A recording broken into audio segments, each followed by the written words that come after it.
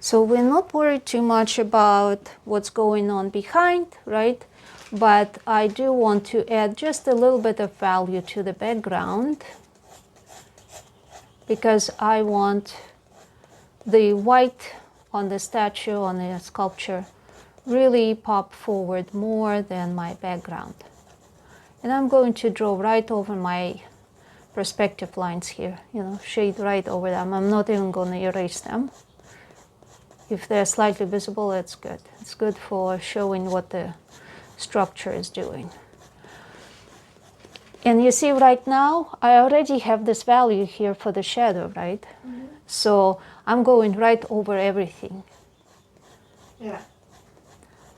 Over everything. Well, for once, the background on that side has that darker shadow.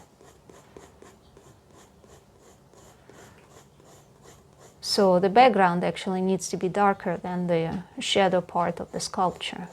But right now, I'm only giving a first pass for this first type of value. And so I'll bring it right in here. You don't need to worry about going like all the way to the edges of the paper. That's not the objective. You only go over it when it's a dark spot, right? Uh-huh. And in this drawing, your purpose is to focus on capturing the face, the head correctly, right? Placing everything in the right places, getting all the light shadow separated correctly. So the background is the least of your worries. If it's just very, very generic, it's totally adequate. All right, so what is going to happen here? So now we need to look more into the details.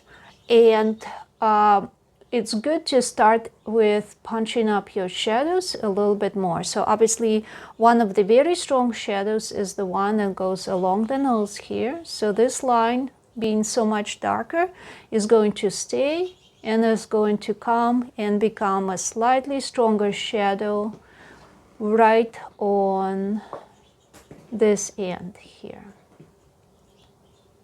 Right over here. This will be our stronger shadow. Everything else is going to stay lighter. So now we're going to get this shadow a little bit darker because that's where it's very strong, a strong transition. The nose is fairly close to this part of the lip, and when it's closest, it casts the darker, stronger shadow because least amount of reflections get to it. So let's darken that. It also happened to go under the nostril here, and it's also going to be turning. So this corner now disappears because we are going to be making a nice gentle turn. How is that corner there again? It's to position our triangle bottom of the nose with this perspective, remember? Oh. So now we are going in a little bit more of the specifics, right? Mm-hmm. But not too fast, not too soon. So now this like trapezoidal / triangular shape of the nose is starting to take a little more of the specific shape. And so that corner is disappearing. So we darken that. Stop, don't need to go any further. Let's position our nostrils. So obviously this is where the nose comes down. It actually dips a little bit down here. There is that attachment, and then it comes up again to this portion that connects this plane of the nose is turning under. It's almost underneath this here. And therefore it gives us the position of our nostril, which appears like a little teardrop shape right in here. See, like that? Mm-hmm. And you can literally just look at that kind of teardrop and position it in there. Simple. Don't overthink it. As long as it's pointy here, comes around, turns and comes back, and it sits on that line where the nose is connecting to your face, right? Same thing going to happen on the opposite side, except we are not seeing the point of the teardrop. We are only seeing the back side. The point disappears behind this part of the nose. The nose overlaps it, and we are only seeing the back of it. And there is a reflection in between, and I have very dark area here, so I will lighten it up. And this is where I will show my teardrop, shade it in, and stop. See, the other pointy corner of it is on the other side. You can't see it. It's disappearing. So as long as these two shapes also connect via this line, see this connection? And it looks pretty symmetrical with foreshortening for the rest of the structure, you know you put it in the right place. And again, don't overthink it. Now I overdid it. I intruded into my reflection. All right. Oh. Bring the reflection back.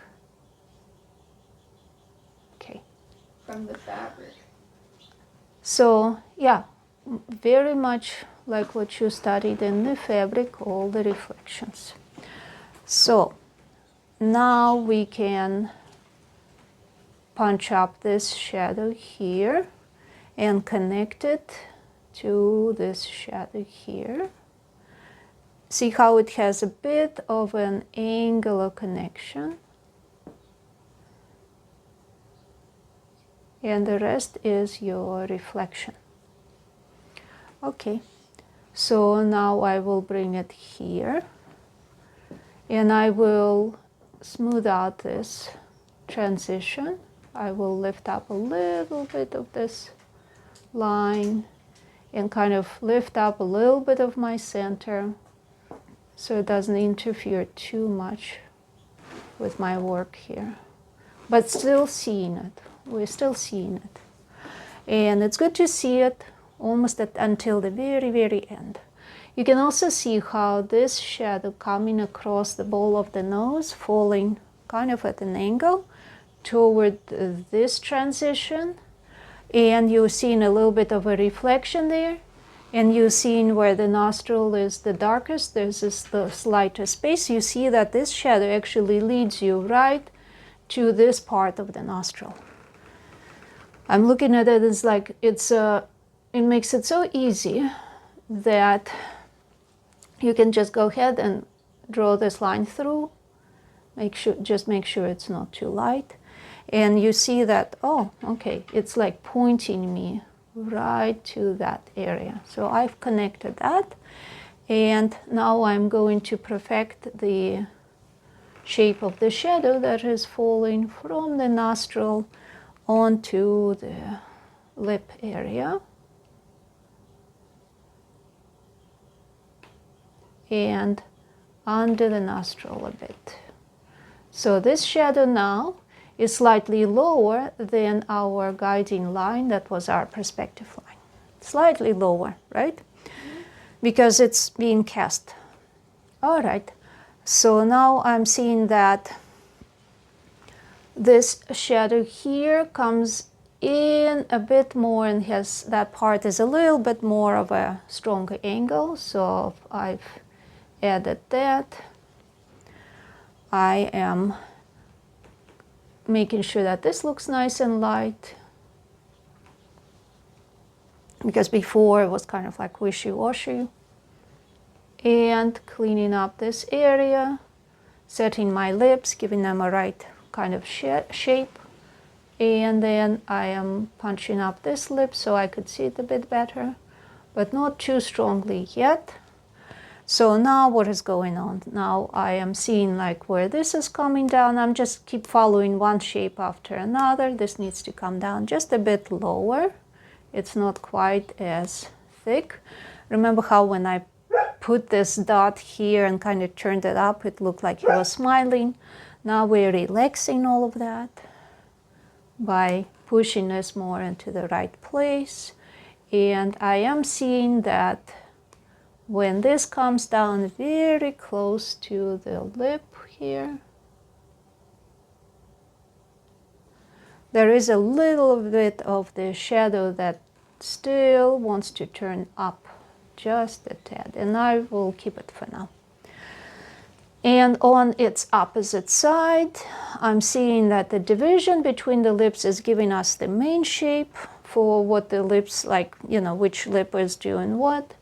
And while I still have to focus on keeping this in places here, I'm seeing that on the other side, right here, for example, that simplified understanding of the lip now needs to be perfected. So this curvature comes down, and only after it comes down, it kind of turns under here, and then this part has that little bit of the upturn. This is where your planes are changing, your curved planes, and as this one is curving up again, it connects and points you right back to the nostrils area. In the nostril area here, I didn't finish working. See, I brought this down a bit, but I didn't do it over here. Didn't connect it. So now is the time to get this nostril shaped up. Remember, we made this corner go away. This corner needs to go away because the nostril is turning. And the only reminder of this corner is that little bit of a shadow in there.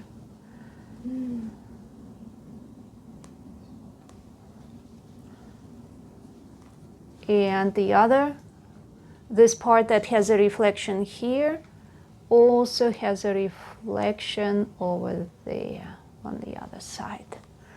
And that is done in a very, very delicate way. So at this point, all you need to focus on is getting this nostrils placed correctly and doing the right kind of geometric shape. If you can get that, then you won't have to worry about much of anything else. Wow, the nose is starting to actually look like a nose. Yeah, see, this one is landing here, means this one has to land here on the same line, and this one comes here. And you have it quite a bit larger. I have it very small. So my drawing is a lot smaller than yours. So it will be a lot easier for you to do all of these little details than it is for me. Well, at least you could suggest it. I have to make it a little more precise. Right. So that's what I'm. Pros and cons. But you see, what makes it look the way, you know, the same way as that sculpture, is by placing all of that in the right places. And the only place where that corner was, it stays a little bit darker, and so we're not losing that line just yet. And now that also connects to your mouth here, because there is that wrapping around of the muscles. You look at the corresponding skull, and you see where the light on the teeth and the jaw stops, and you see that that place is what you're seeing on the skull going completely into the shadow, because the nose is not casting the shadow on the skull. And so here we go. Now this shadow got a little bit more adjusted. And now you're seeing from the mouth, once again, this area is slightly darker, so we'll carve that out. And it connects to your chin. And so basically you can even trace the shadow. So the shadow that comes through here continues almost. There is a slight interruption in it by the reflection, but the whole main flow of it continues over. And so if you draw it now as if it continues and interrupt it a little bit later, it will definitely work. All right, so here we go. The lips are shaping up more, so now let's make sure that our division line in the lips is not just one straight line. It has a little bit of dipping up and down, so let's add that. It raises up a bit here. It dips down toward the middle. It has a reflection. It raises up a bit here, and it dips down again. Dips down and heads for this corner. The same thing here. It dips down and then heads up for this corner. See, I just very mildly adjusted the division. Everyone's just made out of values. Yeah, because you shaded it already here and separate the light from darkness, what you're doing is that you are working on these values. That's right. So basically, if you keep focusing on your values, you will not miss anything. You will not go too dark or too light, and that's what we're practicing. That's the key to success here. All right, let's bring this in more. This is darker, cast shadow. And where does it start? It kind of stops being darker here. Is there any occlusion shadow over here? You know, almost like in the nostrils, so little light is getting there. It's very deep. So right under there is like the occlusions. And perhaps in here, like right where the lips separate, it's probably pretty good occlusion in there. But that's it. Uh-huh. Not like the hair, no. Not much, no. Not really. Not deep enough. You see, the true occlusion is right underneath the sculpture, under the platform. And if you look at that and you compare it to what you're seeing in terms of values, in the rest of the sculpture, you're seeing that even the nostrils are not as dark. And therefore, what you're seeing in the nostrils is not true occlusion. Being deep Yeah. enough. Mm-hmm. Not deep enough. And some other reflections are still, some light is bouncing off of the table, for example, and washing out those values in the nostrils. Washing them out pretty good, actually. All right, so here we go. So what are we going to do with this nose? We're gonna add the shadow here. This is our mid-tone. That one is easily seen. Wow, that's a little dark. Mm-hmm. Wow. But because this one darkened, now this looks like medium, right? And if you compare this to what's happening in the rest of the shadow, it's darker, but not by a whole lot. That's good. Huh. Because then we can bring this here. I see where the nose is attaching to the face. It's attaching along this line here. And I can now push this more into a darker area. And now I've separated your nose in the back there where it's harder to see it from the face.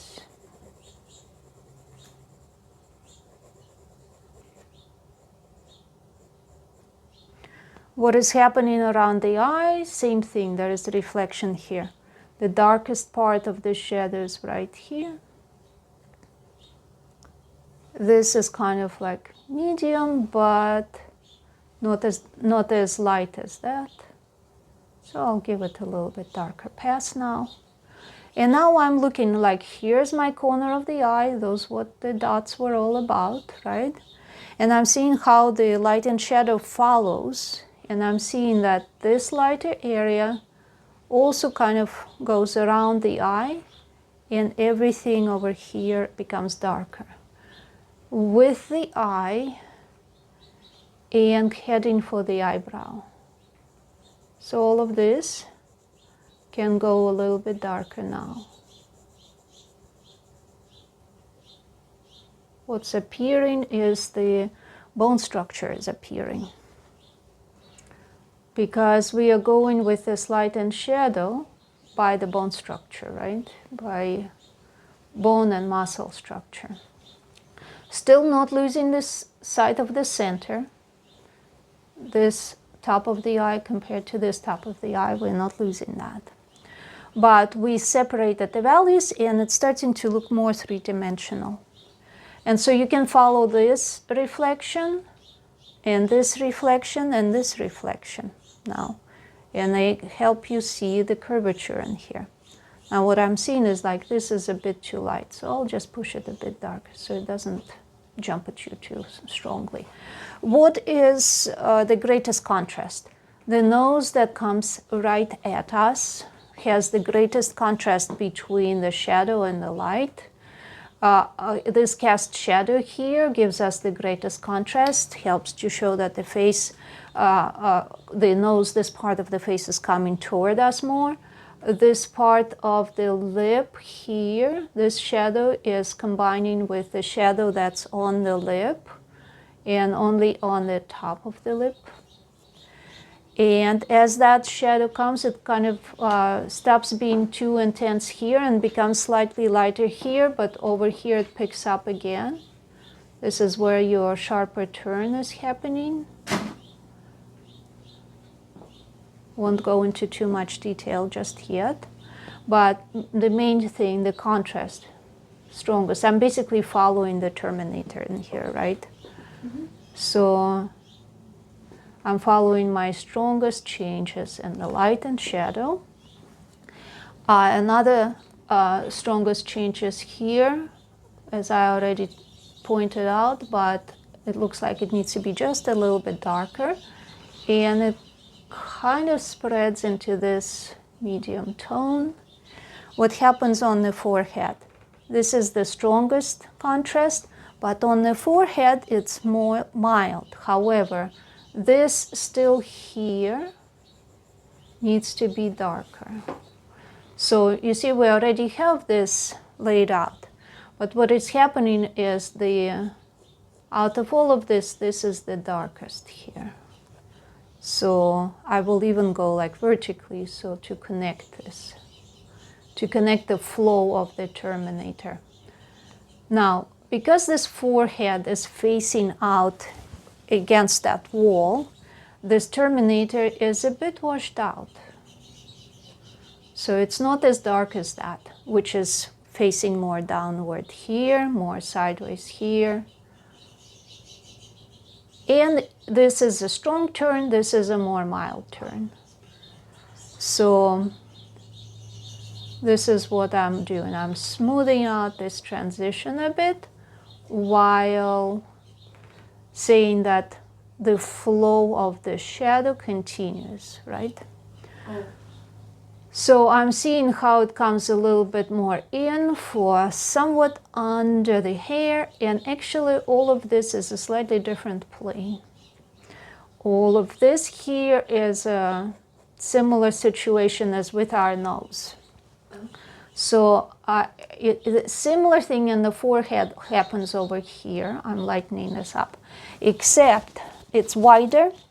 And there's a little dip through the middle, and the dip through the middle goes right along the center.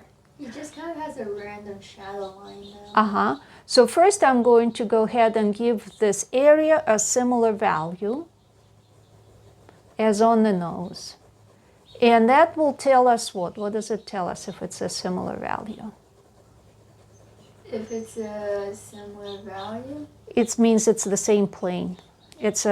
This one goes this way on the forehead, and the nose goes this way on the forehead. It's almost the same tilt, not exactly, but close.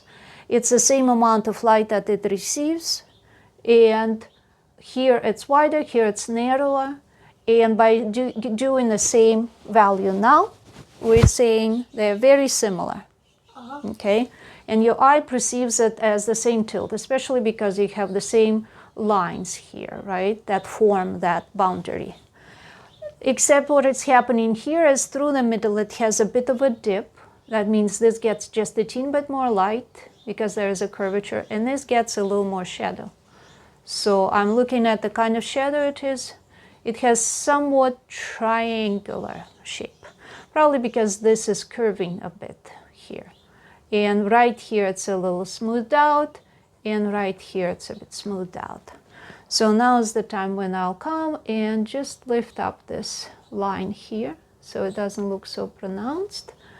But it's still there. I'm still seeing it. My eye still picks up that the planes change. Here it goes this way, and here it dips down, right? And then here it comes out again.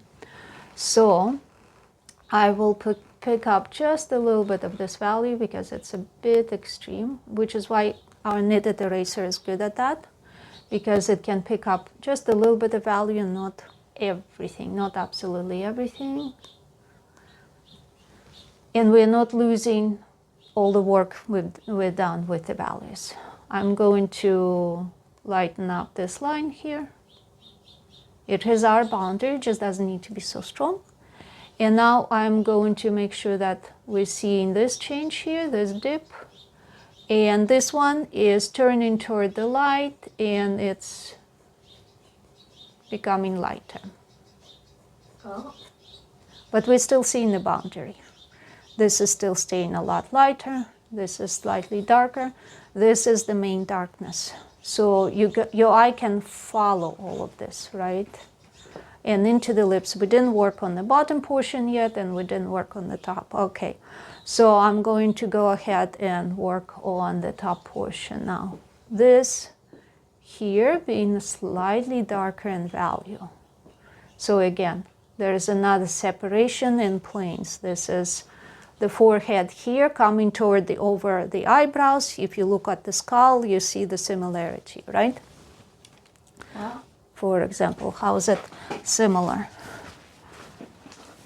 Here, your bumps here, a little more light. This part is darker. What you're seeing on the skull is this plane and this plane, right?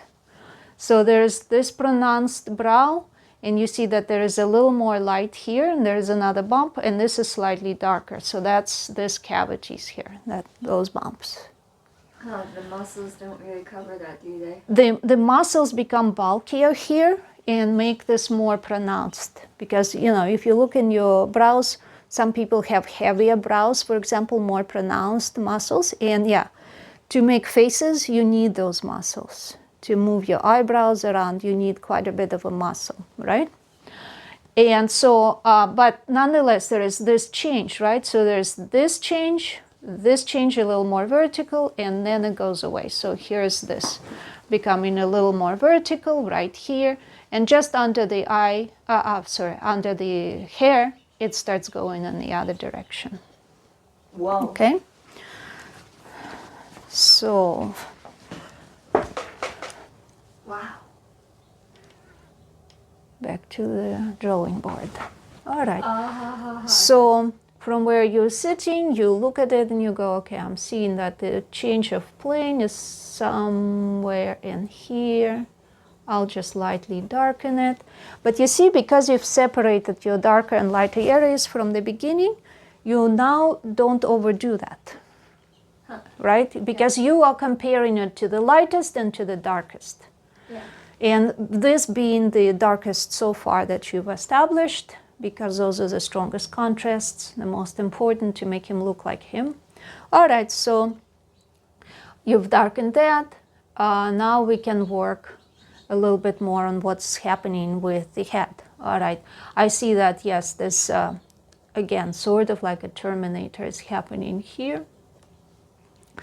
It kind of goes up, straight up, and then it wraps around and hides behind the curvature. This line here becomes the lightest, and actually what makes the top of the head look the way it is a darker area behind it. So I am darkening the background. Oh. Only around his head. Only around the top of his head. And smooth it. And that brings the top of his head into the light and closer to us, and it pushes the background further behind. And then I'm following that line, I'm seeing that, so this line that was close enough to reality now needs to be perfected. So what I need is I need it pushed to the background. That means that part of this line becomes my head, stays to be my head, and part of this line becomes the background.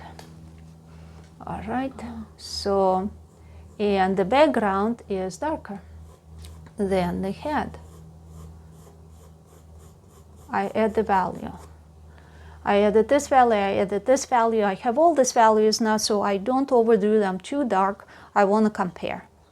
I am looking like I have this very dark values, this slightly dark, but this is my medium, and this is my medium. It's kind of like in the light, but not very strong light.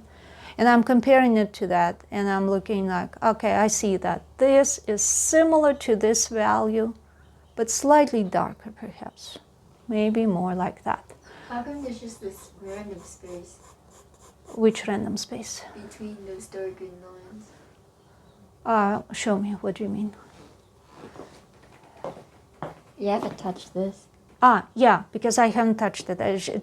I've set this kind of in place, and I'm setting this in place because this is pretty much behind the ears where it ends, because this shadow is going to start dominating and telling me what to do with this background, you see. So I'm going to, I'm going to connect this two, right? Mm-hmm. So it's kind of like putting a point here, and then connecting. But until you know where the other point is, you don't know where to go exactly. That's what I'm doing with the values. I set this value here because it definitely looks darker behind that part of the head. I set this value on the other end. I know that right here it's going to be a new transition, new dynamic, but everything here in the head is a lot lighter than the background. So I've set this value in here. I compared it to here.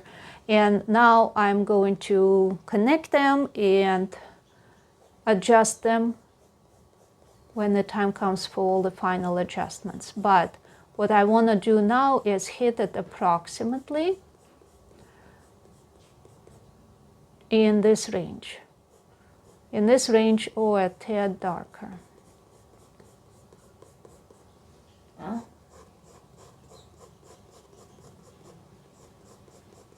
Doesn't matter which order I go in? No. Okay. It's just that I was working on this shadow, it led me to here, that led me to here, and that led me to here. All right, so does this transition need to be super strong? No, because it's curving and disappearing into that space, right? So we don't want to make it too sharp. It will be vague. Eventually it will be very vague. The sharpest contrasts are here. So we're keeping that a little on the back side. And that's because this shadow here started wrapping around, disappearing behind the curvature, and the background next to it here is lighter, and this is lighter than the background, and therefore this is how we're keeping it. So I see that the hairline is also wrapping around, kind of disappears, and this over here is in between, it's medium. And it's like this plane continues also over the head. And because it continues over the head, it is approximately a very similar value, except for the ridges that have a little highlights where the hair have like separations, right? Yeah. Like the strands of hair are in a way separating. But for now, we're simplifying it. We're not going to worry about those highlights on the strands of hair. And I'm looking how far this way this medium tone comes, and I'm basically comparing it to like, oh yeah, it's somewhere above the eye. And this one could be a bit more this way. and wrapping around. All right, so the rest of this here is in the shadow, but the shadow is not as deep and as dark as some of this. So still have this separation between the hair and the face. That's all still sitting there. We are just now seeing, I'm looking at it, I'm seeing that the hair has a bit of a darker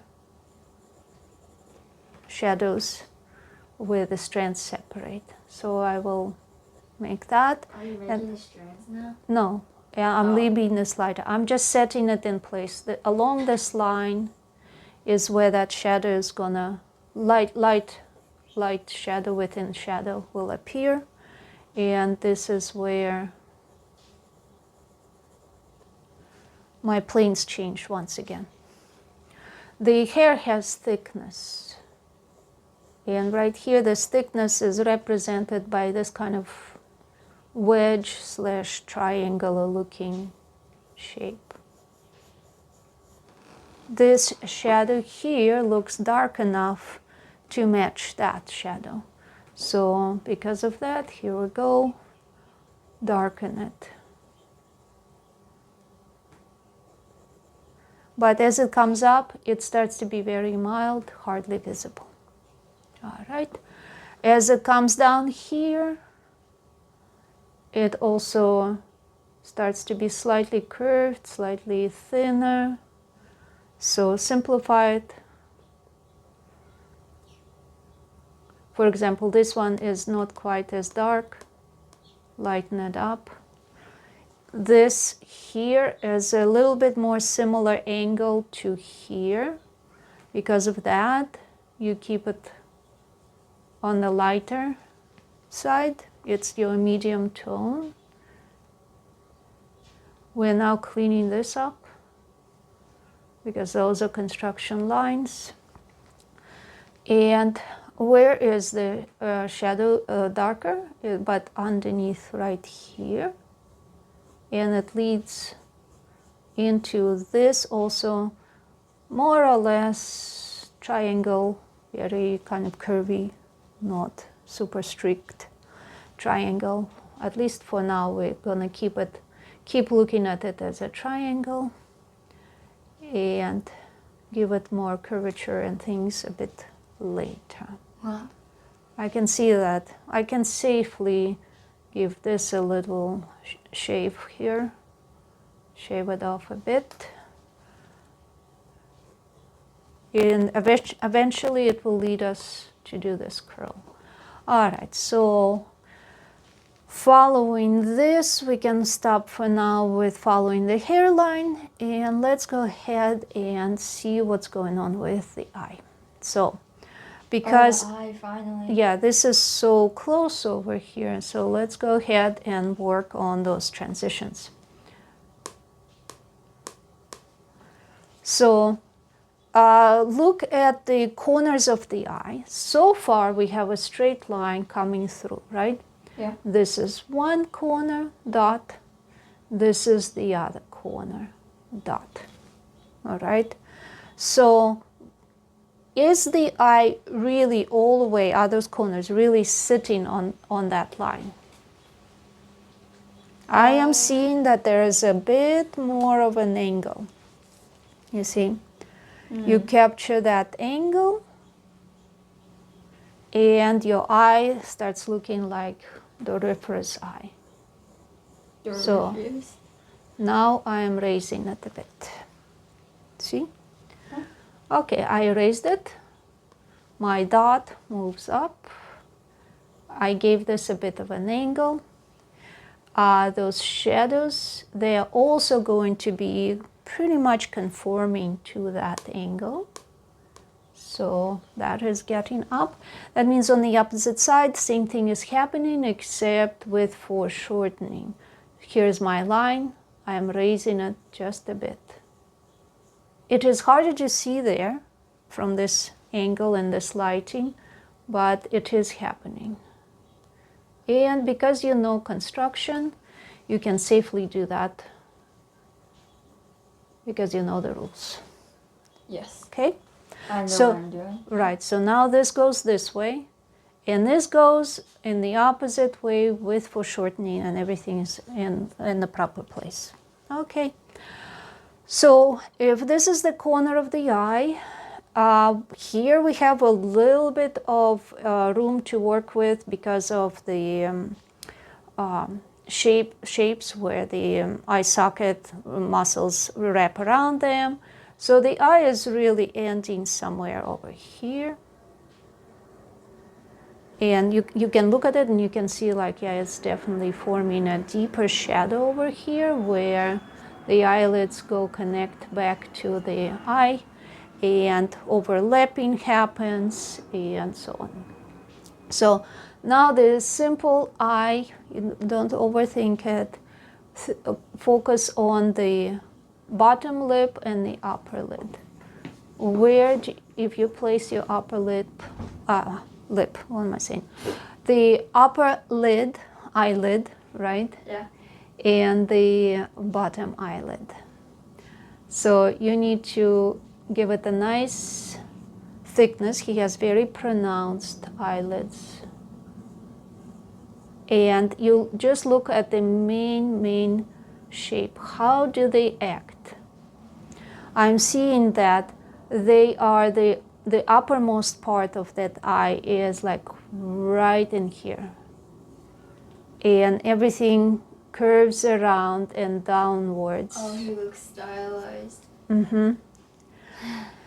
And this comes back to the corner, right? And this here also comes back and down. And this part comes back here, becomes very narrow. It becomes much narrower and disappears into that shadow. You see what's happened? Yeah. Where the corner of the eye is, the eyeball becomes very rounded. That's your sphere. And it forms that shadow. And from that corner of the eye, you have an eyelid that comes out first, almost following this line. First, follows this line. Then it starts going slightly downward and wrapping around his eyeball, with this side being lower and this one being higher. Understand? Mm-hmm. So in a way, he is having a kind of shape of the eye to where it's almost like a kind of trapezoid, irregular trapezoid, that is doing something like this here and something like this here. See? Mm-hmm. This being lower and this being higher and coming down. See how it relates to a trapezoid? Yeah. Okay. So you, if you just focus on this fact that this is how his eye, and you haven't done individual eyes yet, so you just focus on that geometry. And if you just focus on this geometry, you will see how this totally works. Totally works for you. This comes back to... There's only one eye, the other one's still non-existent. Mm-hmm. Yeah. Looks like he's closing his eye. Uh-huh. And now you understand how to draw a closed eye. Because Yeah. when the eye closes, it will close along this line. Oh my god, everything makes sense. Mm-hmm. So you can look at him and say, actually, I want to alter my drawing and show him with closed eyes. You draw everything exactly the same, but when you get to the eyes, you position that here, eyes closed. The bottom lip comes a little bit up, the top lip comes down, the line flattens somewhat. It's not quite as curvy as this one. And voila, he is sitting there or standing there with closed eyes. And you got your artistic representation. Doryphoros, who is falling asleep on the job. Oh my god. or He needs a break. or anyone who is acting like he is Doryphoros, the beauty idol of some sort. He is ideal man. Mm-hmm. He is man. All right, so you see what is happening here? Yeah. Okay, good. So now that we've got that, we can look at the other eye, and before finishing more work on it, just make sure that everything is lining up and is symmetrical, and you can do the same thing. So the other eye, interestingly, starts right here, but it doesn't come to this edge. So the other eye needs to be in a bit. And so before you position that other end of the eye, you can go ahead and measure and see just by how much is the other eye smaller, right? Mm-hmm. So what I'm seeing is that the size of this eye, Shrinks. yeah, and it shrinks like by a whole lot. Oh my So, God, yeah. from perspective. So the visible like round part from here to here, it's quite a bit. So now we can perfect this side of the face, for example. I'm looking at what I'm seeing. I'm seeing that this side of the face here kind of comes out more like that. And now we can fit our eye with the darkest shadow right in here, in that upper corner, just like this shadow here, that's its mirror image. The top eyelid, where it goes in, position it with that eyelid in mind. Again, look at what geometric shape you're seeing, and basically try and recreate it here. And then the bottom eyelid.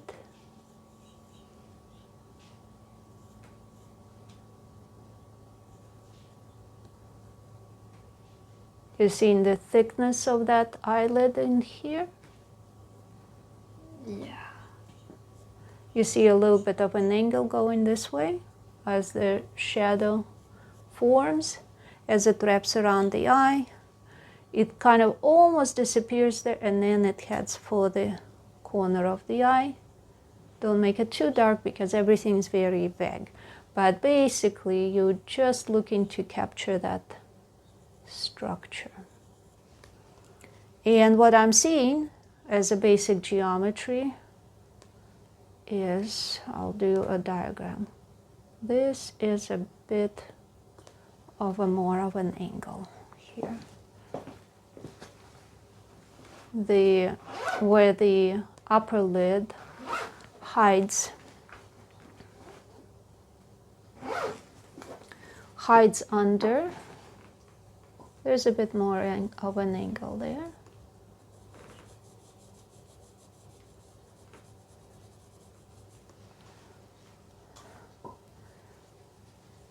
And the bottom lip, the bottom eyelid, Mm-hmm. much like this one, comes out. It's shaped kind of like a trapezoid square. Mm-hmm. Comes to this corner here, wraps around. So what you need to get right in here is this distance here and this distance here. And that's where your division in between them comes in handy. So handy. Would that basically just be it? So then once you got that, so you got this here, you can say that, okay, I see that there is a very thin slither of light here. And that slither of light continues. That's the very top a little fine edge of the eyelid. But underneath it, over here, is a shadow. And that shadow is forming this way. And I'm going to leave it like a very tiny sliver. And I'm going to curve it because it's curving around that round eye. And as I'm curving it, because you already drew spheres, you know how to do this curvature. Imagine that you're drawing a piece of a sphere right here. And on that sphere, you are curving from your terminator, darkest portion, and right here it starts to become, very quickly it starts to become lighter, and lightest portion right here with the highlight only on the edge.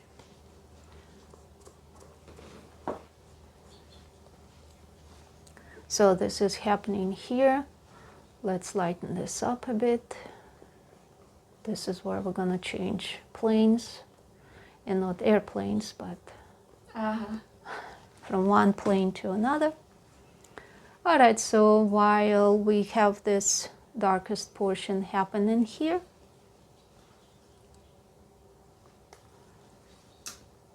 you can bring this eyebrow now and smooth this out. It was very geometric before.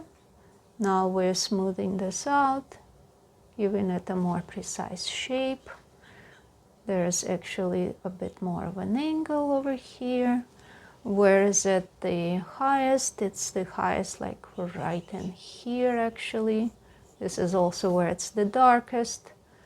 Under this curvature, it's not darkest all the way. It's actually right here. It picks up a little bit of a reflection. This is where it becomes darker. And this is where it's quite a bit of light. This is where it goes behind this eyelid. And what is happening here? I'm gonna get some water. Sure. All right, so here we go. Very delicate, but can be done. Just because you know the structure of the face and how everything connects in here, you can get it laid out pretty close.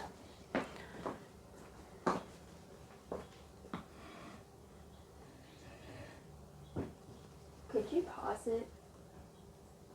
Just quickly.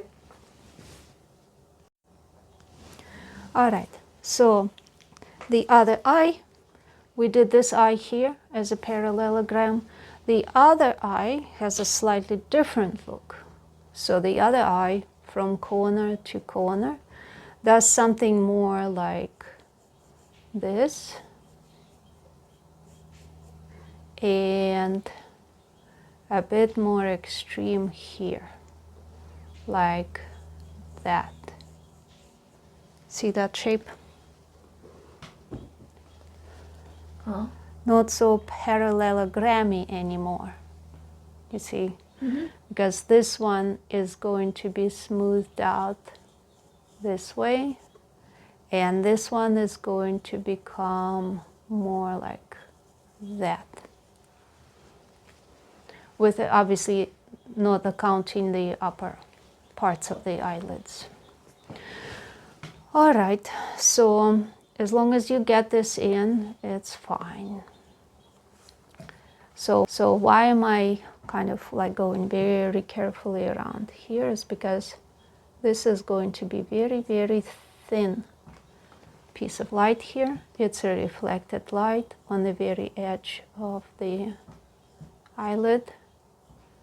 And you want to get it done very delicately, barely visible, and so on. Okay, so I'm seeing that this eyelid can have a bit more body. There's room for it. It will make the eye more expressive. I'm going to add this now.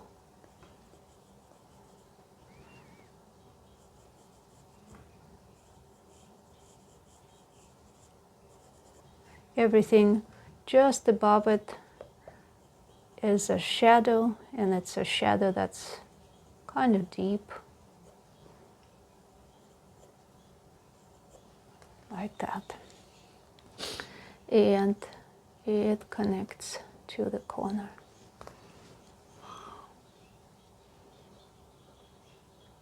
To that raised corner, right? Looks identical. Good.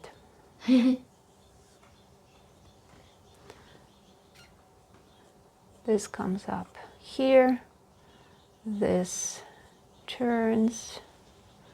Let's give it a bit more, and then push it back into that shadow.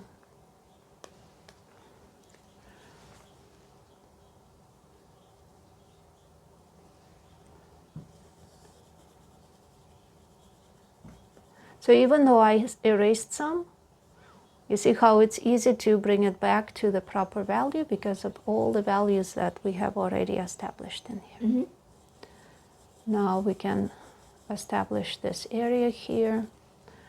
Remember how we were looking at it, where it was reflective light and where it was stopping and becoming darker. Mm-hmm. So which is right in here, right above the eye,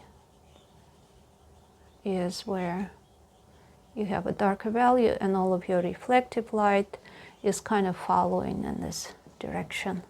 So some of your reflective light comes toward the eye, some of it follows here just under the eyebrow. Wow. But so now that I've cleaned it up, I'm going to push it back into a proper value so it's not overwhelmingly bright. And here's your eye. So your eye needs to go darker. Your eyeball.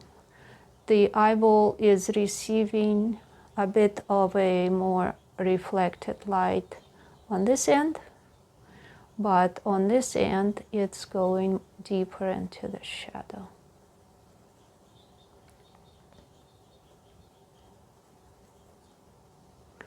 And the fold of the eyelid, there is just a little line for it, basically like the darkest of the shadow. All right. So this part here is again reflecting a little bit more, and right on the eyebrow line, it's becoming a tad darker and curving downward. So here's what we'll do. We'll establish them right now. Right on this edge here, it's where the reflection is the brightest. And the hair are forming that shadow, as we already figured it out. So the hair form a shadow. The forehead gets the strongest reflection over here. This is now becoming more of a shadow with the strongest part right here. All right, so the only other thing I would like to do about this eye is raise this eyelid just a bit. I'm looking at it over there after I put this in, I'm comparing, and I'm saying like, yeah, this can go up just a tad. It will give him that more inquisitive, expressive eye. So here we go, everything stays, all the values, everything, just a bit raised.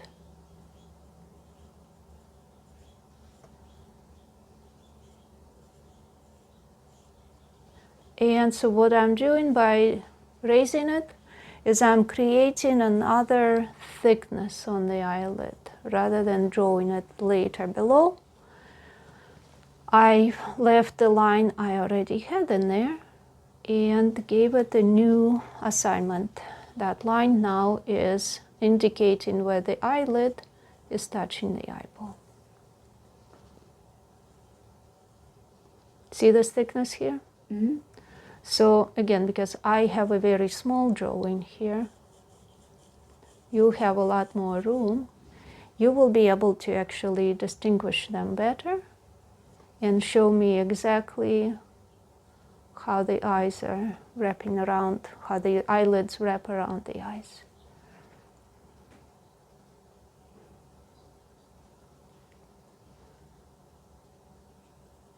I'm just looking at all the light now, how it wraps around everything,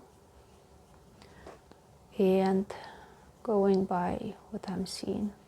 All the shapes I put in here are now working for me to tell me what I'm seeing. And what I am seeing is that some of this darker area where it turns under the eye has another little terminator, and this area becomes kind of your medium tone and slowly blends. Let's see, so a bit more this way and a bit more angular this way. Again, once again, I'm adjusting this shape.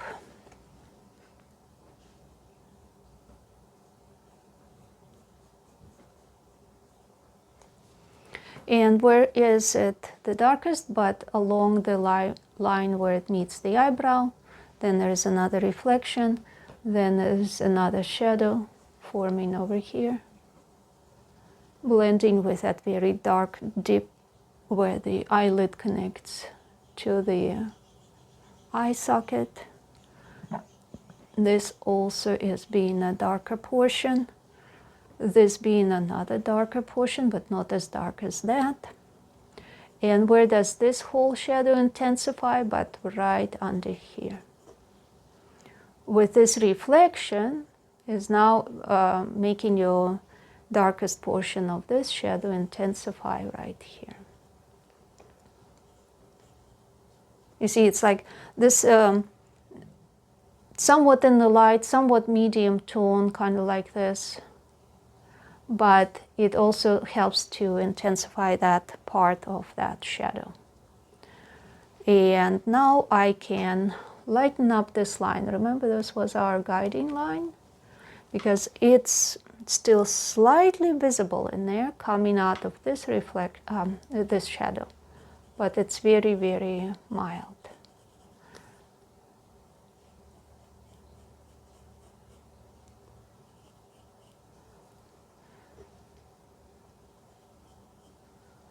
And then what is happening to this eyelid, but we need to separate where it is in the light and where it is in the shadow.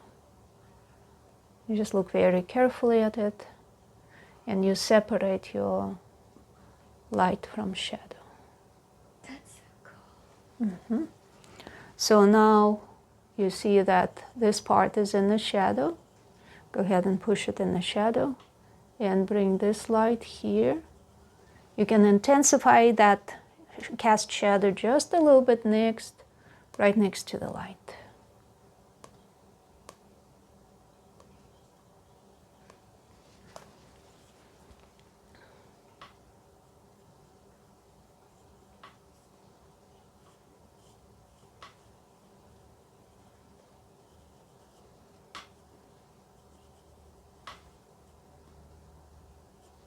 And of course the shadow under the eyelid can stay a little darker.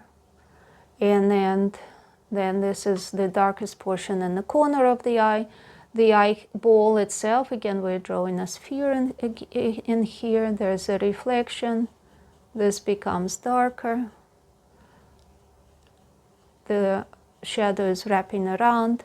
It's almost like we're seeing a terminator here that combines with the shadow being cast by the eyelid over the eye. And then it turns, it wraps around the eyeball. And where is the lightest portion of the eyeball? But next to this darkest shadow, right? And then this is all a reflection. Good job, pupil. Yeah, it's like that shadow that's falling over the eyeball looks like it's almost becoming a pupil, right? Yeah. That's Cat good. eye. Yep, that means the sculptor did a very good job sculpting it, because without carving out an eyeball, or iris, right, and the pupil and all, he went and created the eyeball just in such a way that when the light hits it, it still looks like he's got eyes, pupils and all, right? It's almost like it's almost there. And the way that that light hits and becomes lighter here, it's almost like it's giving us that reflection, right? All right, so this eye is so hidden in there, but to just make it more like corresponding to that, we can punch up a tad of a stronger reflection over here. See? Mm-hmm. And then we can punch up a tad of a stronger reflection on the eyelid here. And a bit more of the reflection in the eyeball as well. And then kind of like connect them up, tune them down just enough so they look like, see, by adding this became looking a lot darker. And because this is looking a lot darker now, it seems that, again, another iris almost like appearing. It's like your eye, your viewer's eye, is looking at it and finishing it up for us. We don't even have to fully draw everything. It ends up finished in our minds.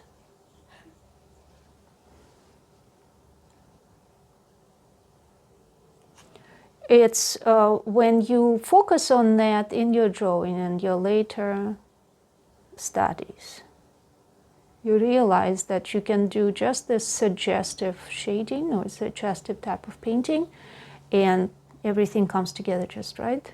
And you don't even need to go all the way and draw absolutely everything and spell everything out.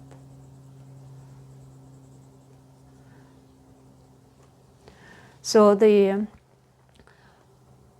light on the bottom eyelid is also wrapping around here, and there is a reflection, and the face next to that is slightly darker. And then as it wraps it around, this becomes darker than that. And so remember, I left it just the one generic area. I will lighten it up here just a bit. So this shape here corresponds to this shape here. And all you're seeing is a very slight reflection in that area. But because you are seeing that slight reflection, you are connecting those. So this connects to here. And this slight reflection under connects you to this light here, right? Mm-hmm. And then whatever is happening around the nose is also going to be coming and connecting as well.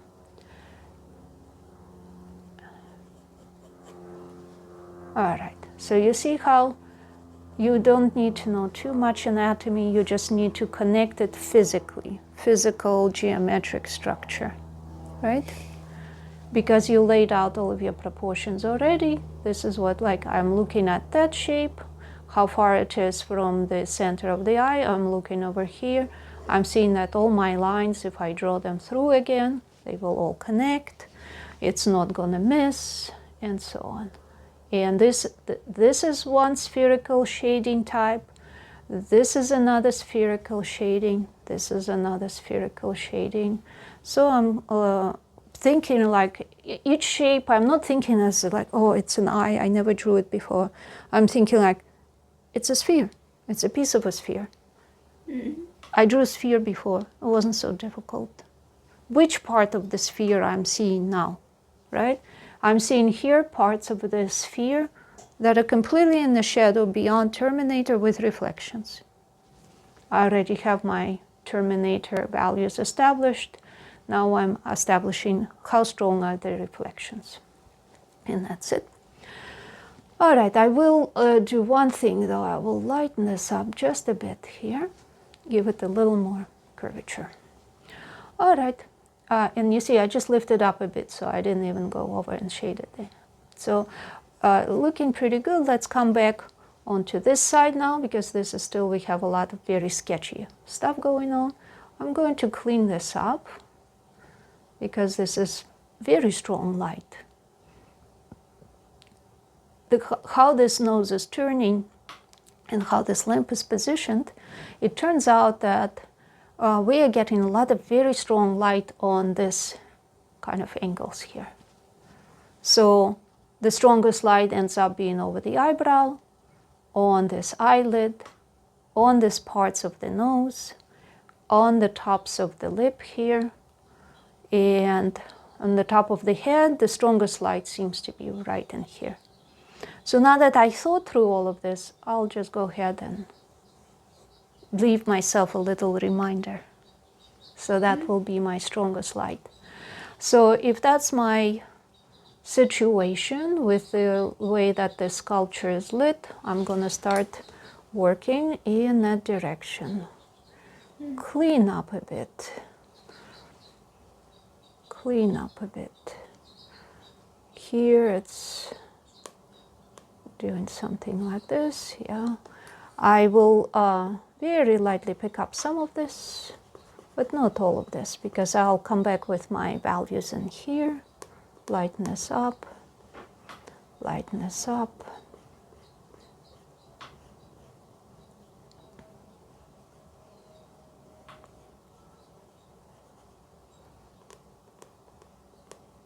All right, so now we're going to be working. Here we worked a lot with a lot of very dark values.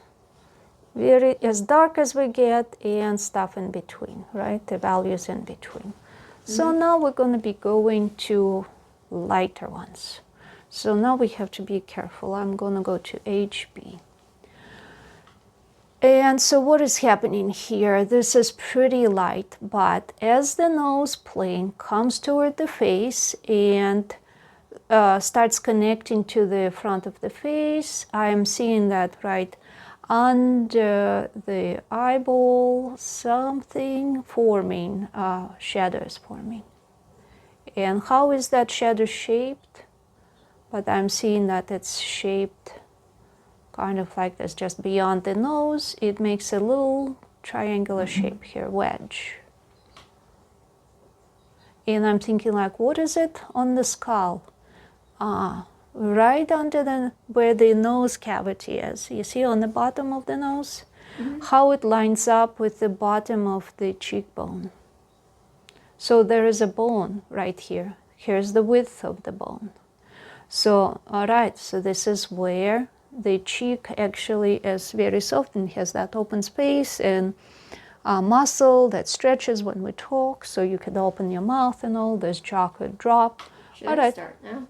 No, not yet. I'm almost done here, so you'll be glad when I'm done, so you'll know how to do all the light values. So I'm comparing it and I'm going like, okay, I see it, because the nose is ending right here. I'm looking at the skull, I understand. So there is this kind of wedge because it's going under this cheek, this round cheek here. But because of this sculpture being like very simplified, it's a stoic type of face, doesn't express a lot of emotions. All of this is smoothed out and very relaxed. All right, so we will focus on having it smoothed out and relaxed and not too strongly emphasized. But nonetheless, the basic shape of it, you can still capture it. And so while here it goes right under the eye, right here on the opposite side, it goes to another under the eye area, which is right here. You can almost trace how it travels. This is your medium plane. That's not too dark. Medium value. And it connects to right under the eye and here. And it shows you how it's wrapping around the cheek. Do you see it in the sculpture there? The nose. See how this plane here. This is brighter. This Oh, is the slightly darker.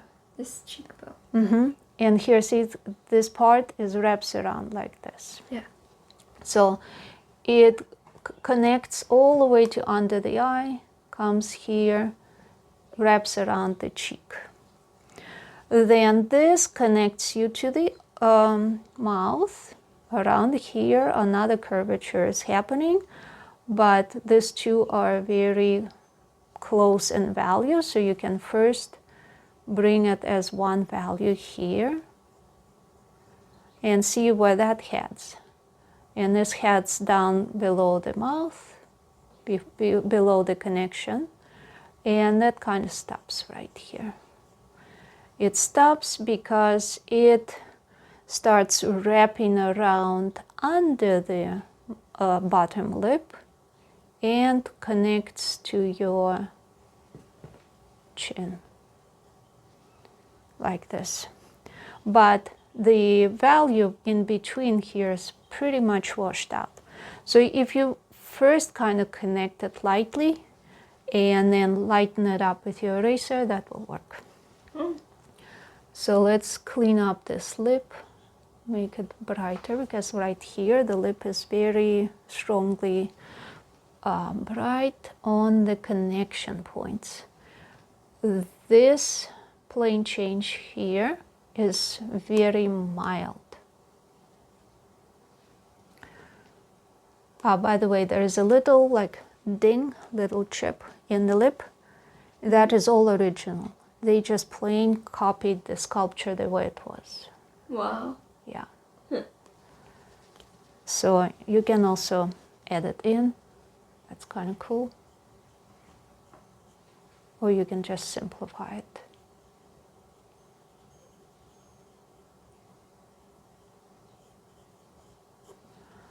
So I'm connecting all the light and shadow. This is the center of the lip. This now goes away. We are cleaning up.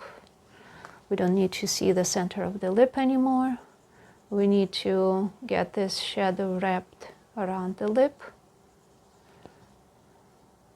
It's a cast shadow right here.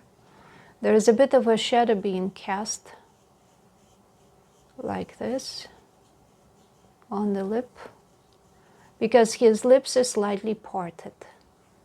He is not closing them all the way. You see that? Yeah. Okay, so because of that, there is that slight cast shadow. It wraps around. Here's your little ding, that little chip in the sculpture. That happened to be right on the edge of the lip. All of this here is mildly in that slightly darker tone, very, very mildly. So mildly that it's hardly distinguishable. But this light over here on the top of his chin is a bit stronger.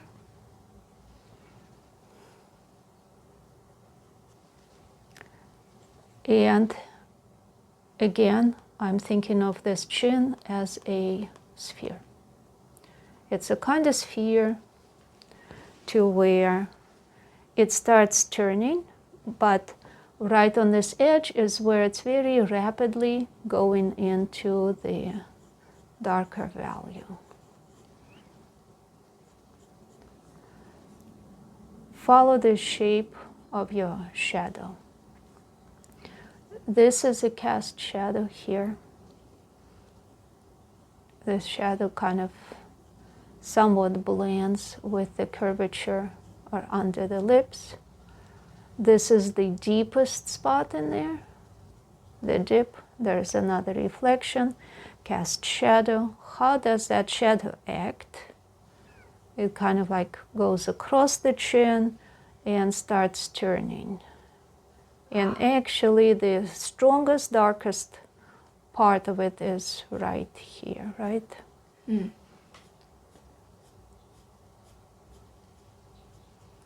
And this part is not quite as strongly dark.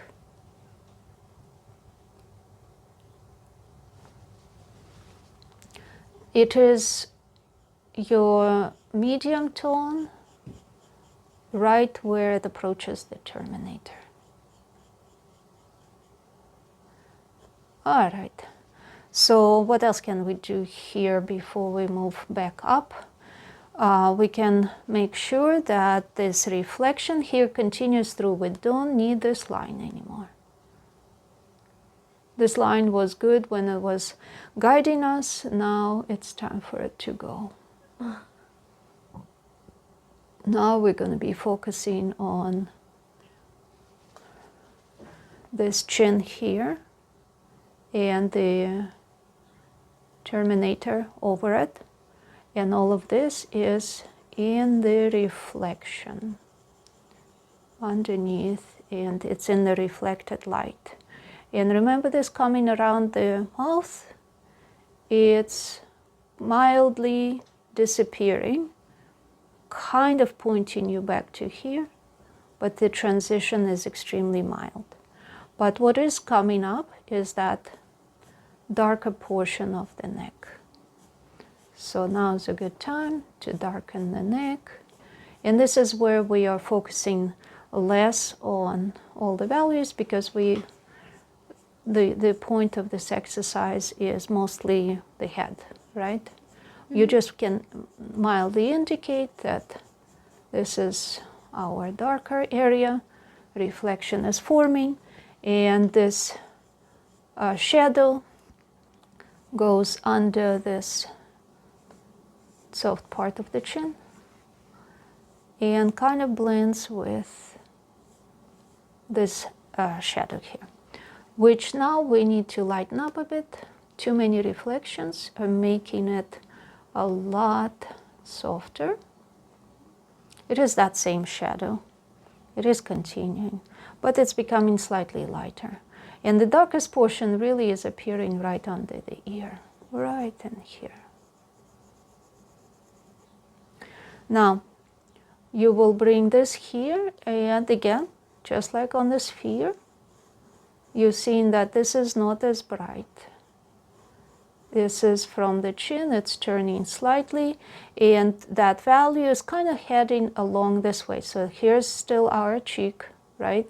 Mm-hmm. So still right here is where a more change in values happen because of the bone. When you look at the corresponding skull, you see that the cheekbone is actually casting a shadow onto the jaw, which means right here there's another change in plane, and we can combine that change in plane with that chin. Mm. And we're combining them in such a way that here it's becoming darker. And how do we combine it here? Also, this is the strongest light. This is somewhat strong in here. But right here, everything, all the values are starting to come together in a slightly darkened way. We're bringing it right under here. Remember this wrapped around because all of this was now change in plane. And right in here, it's another change in plane because it's even more facing toward the light. So while right here, it's starting to be vertical again, we add a very mild value here. And you look at it and you go like, where is it really, really the brightest? Seems to be like right in here. So bring a bit more darker value. See that guiding line in here? It was indicating our tops of the cheekbones. And that's a good place where we can also add a bit of the value now and go all the way across just like that, so we don't lose the other values. You see? Mm-hmm. So all the values got darkened all together. And now this is becoming our brightest portion. This is slightly less bright because it's not going in the other direction, but this one is facing more toward light, just like this part is facing more toward light. In the nose, the most intense connection between light and shadow is right in here and right in here, but what is happening through the middle, it loses its strongest brightness. So you can literally just come through like this. And let's not forget that this change of plane also has a milder version here. So the nostrils, even though we have this terminator here, there's still that medium value. And a bit of a dip here so that our nose doesn't look exactly flat across, right? Because this is more round, and then this is your other round part. And so I'm bringing this medium value here and turning this one. Right. You see how it's softened up, but it still is in the light and feels like very strong light. Alrighty, lip. Right here, remember how this was medium tone and this was shadow, medium tone, shadow? Mm-hmm. Same thing happens on the lip here. It's not all uniformly bright. That kind of strip of medium value goes through the middle of the lip. And right here it becomes slightly darker. Again, mine is very small, but yours is large, so it will be easier. This being more light, here I'm leaving just the connection between shadow and light, a slither of light, and then I'm shading everything into the medium. Helps us feel that turn around the jaw. Mm-hmm. Darken this a bit. I don't want any of these values competing with my mid tone in the light. Darken this a bit, especially behind the nose. What is happening in the nose exactly right here? It has another bit of a darkness. And they're just cleaning something, I think. Yeah. So all of this slightly darker, pushing that side of the face more into the darker area, leaving the reflection on the edge, leaving a reflection on the edge of the hair. And what I'll do now is, because I've made this, went so far, I'm going to go ahead and add a darker shadow here. In fact, I'll go straight to my B. Whoa. So that side of the face does feel like it's going into the shadow, right? But in a kind of vague way. I don't want a lot of very sharp transitions.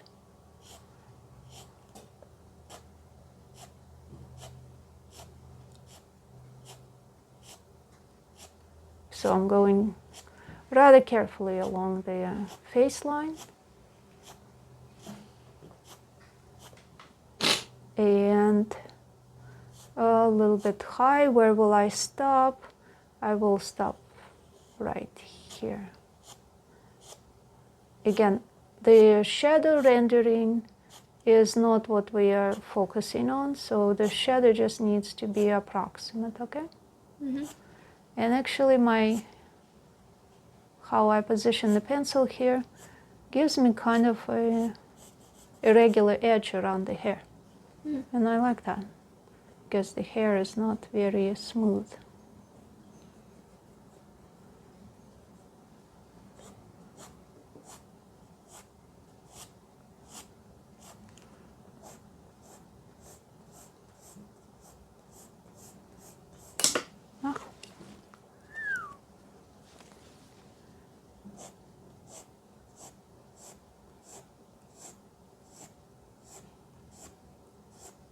right, now that it's darker, I'm checking what's going on with the neck. The shadow is darker than the neck. I'll go ahead and make it darker here.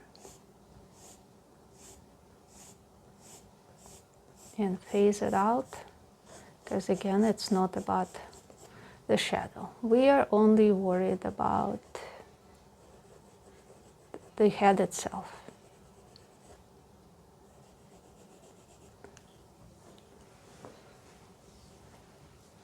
All right. Now we've established even a stronger value here. Now our neck is separating.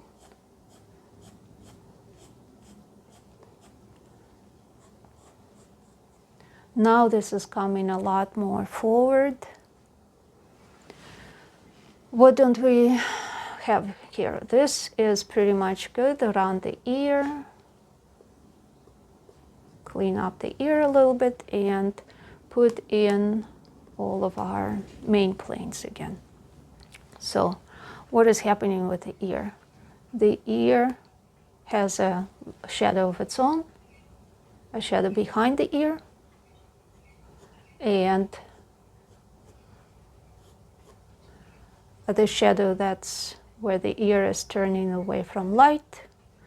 Along the edges, soften up this edge along the ear so it doesn't pop forward too much and compete with anything else we're doing here. Let's give this hair a bit more definition. Here's where the hair goes behind the ear in a very soft way. Here's where the hair is just barely visible behind there, disappears. And what is happening here is this shadow starts to kind of tell us that this sculpture is darker than the background right in this area. So this indeed is rather darker. There's a reflection, and this is like another cast shadow, but this shadow is washed out a whole lot. It's lighter than that one. Will we leave neck as white as any of this? I wouldn't. Wouldn't, right? Correct. We want to tune it down, otherwise the neck's going to stick straight forward. And why?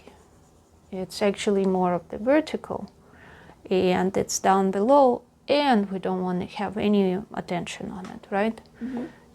So we will give this more of a turn here. This is where the neck's turning. This is now, we're thinking more like cylinder. Mm-hmm. Other places where we're thinking more like sphere, now we're thinking more like cylinder.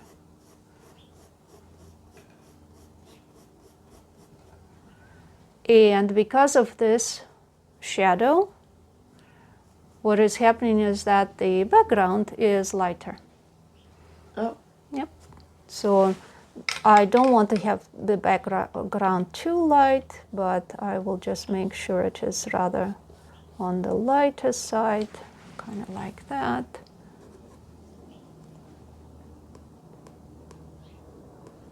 My guiding line in there is popping through. But I definitely want to make sure it's lighter. Lighter than this part.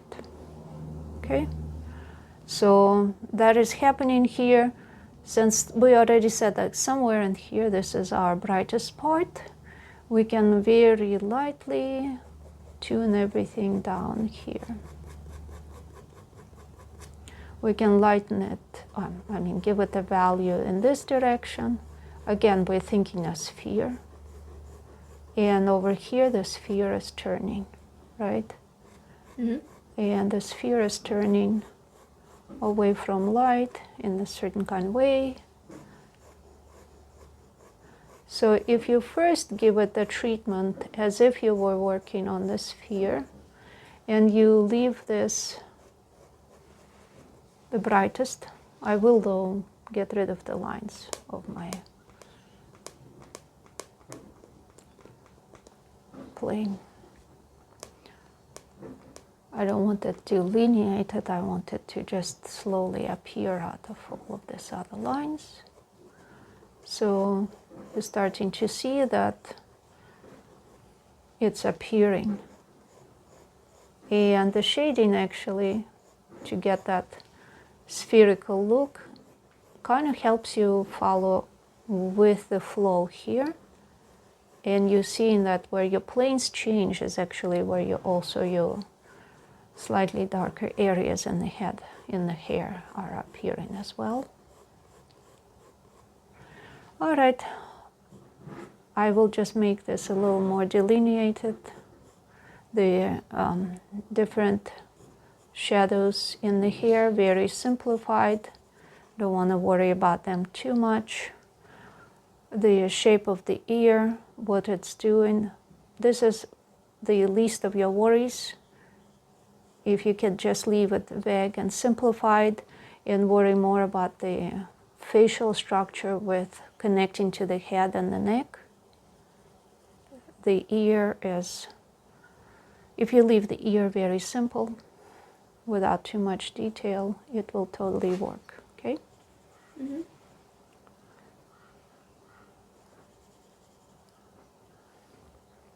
You just need to tell me like, okay, this is brighter. Within the ear, there's a bit stronger reflections. On the edge of the ear, this is becoming slightly darker again. The tip of the ear is slightly lighter again. Over here, there's a bit lighter, darker change. But none of it is as bright as the brightest portions of the face. So you can just gently push it further back. You establish those values and you gently push it further back. Same thing with the jaw. Jaw to ear connection has a bit of the separation via values. This is coming more into light this way, and the ear coming at a different angle, popping into light at a different angle. Mm. All right, another shadow here on the hair, you can amplify that.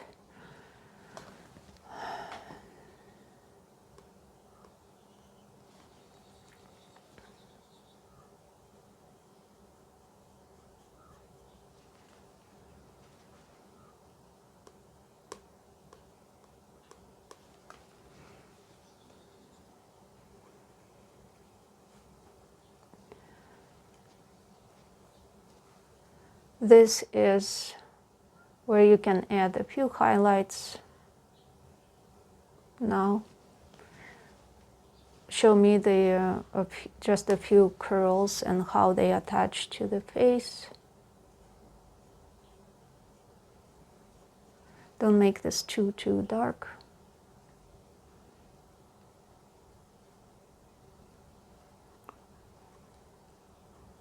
As long as you get the basic direction, like for example, where does this one go? And how does this one come out of this area?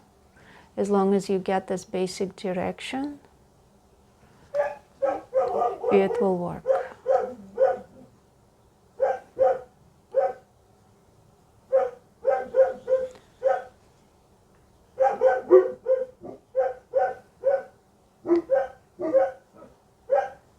So we can leave this all very sketchy. You just give me a few curls on the edges like that, okay? Mm-hmm.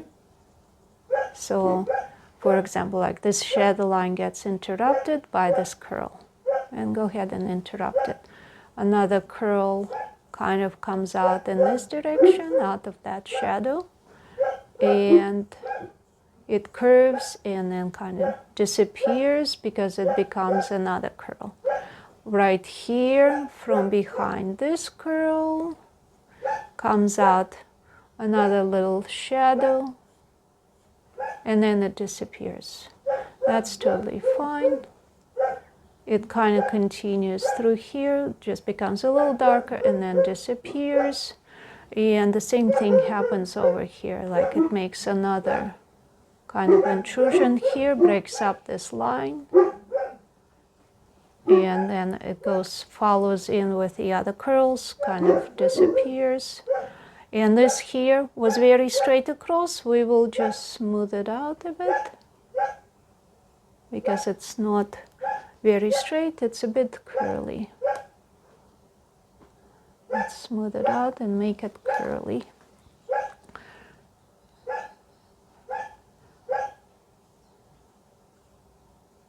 Okay, just like that. If you want, you can throw another curl in.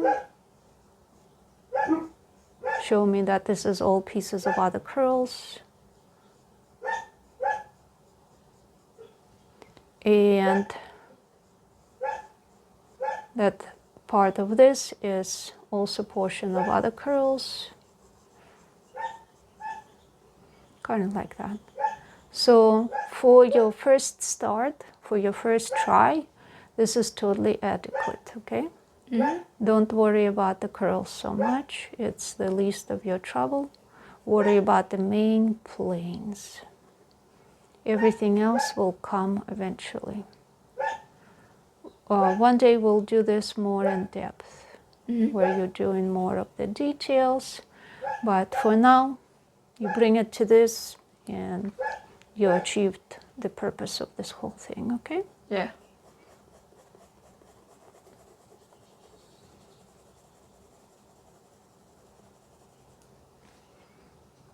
Questions? Nothing really. Okay. I think the only thing I will do is soften up this a bit so that my light is emphasized right on the brow here, being the strongest. But you see, it's just now I'm nitpicking and it's not necessary for this particular sculpture. Soften up this a bit. Sort of like more medium tone. And then this is the brightest one again here. Make sure this is bright. This is all bright.